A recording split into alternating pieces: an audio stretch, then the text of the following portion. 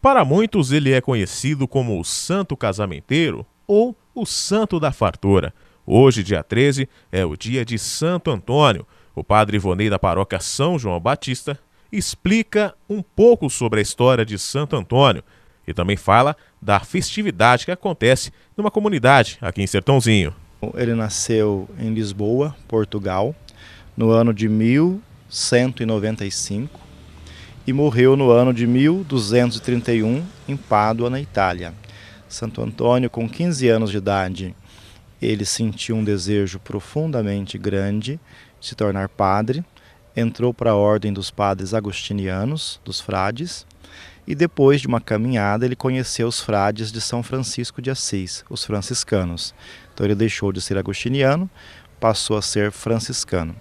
E através dos seus estudos, ele se aprimorou profundamente no conhecimento da Sagrada Escritura, da Bíblia, e foi um dos grandes oradores da Palavra de Deus na sua época. Tanto é que ele é considerado pela igreja hoje doutor através da pregação da Palavra de Deus. Segundo uma lenda, uma história, quando ele pregava, até os peixes pulavam fora da água para ouvi-lo. Para dizer assim, como que ele era apaixonado pelas coisas de Deus, principalmente pela Sagrada Escritura, e por isso ele deixou, para nós um exemplo de vida, de amor e dedicação aos estudos bíblicos. Mergulhar nas profundezas da Palavra de Deus, trazendo para as nossas vidas. Ele foi também contemporâneo de São Francisco de Assis, na Itália. Ele conheceu São Francisco, teve um grande desejo de ser missionário, principalmente no Marrocos, mas por motivo de saúde ele foi recolhido no convento de Pádua até a sua morte. Ele morreu com 36 anos. Agora, que milagres são atribuídos a Santo Antônio?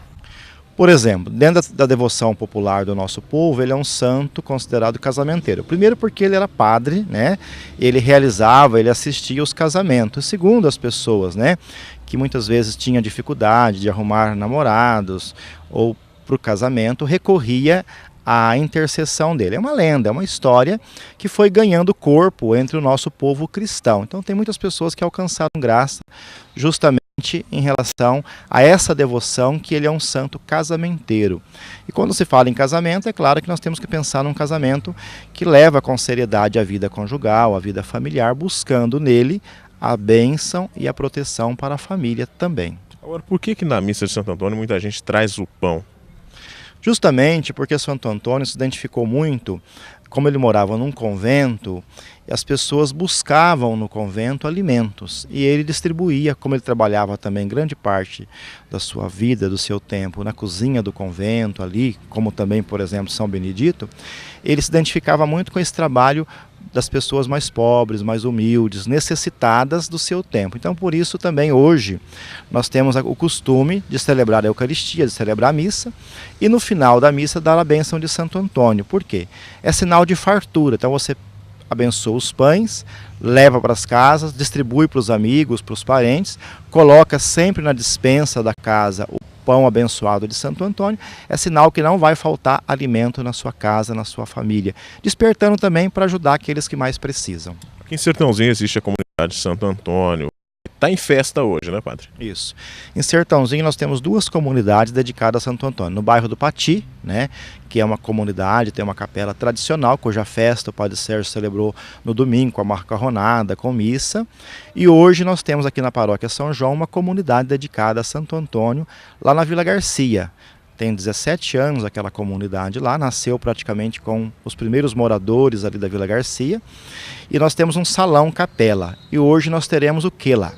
19h30 nós teremos a missa solene em louvor a Santo Antônio, uma pequena procissão com a imagem pelas ruas lá do bairro da Vila Garcia, e depois a bênção do Santo Antônio, dos pães, para todas aquelas pessoas que levarem os seus pães. Vamos levantar o mastro de Santo Antônio, a fogueira, e teremos um quentão lá para o pessoal com pipoca. Um momento também de confraternização daquela comunidade local. Por isso eu convido as pessoas que estão me assistindo, vão prestigiar esta comunidade hoje lá na Vila Garcia, levando os seus pães para serem abençoados.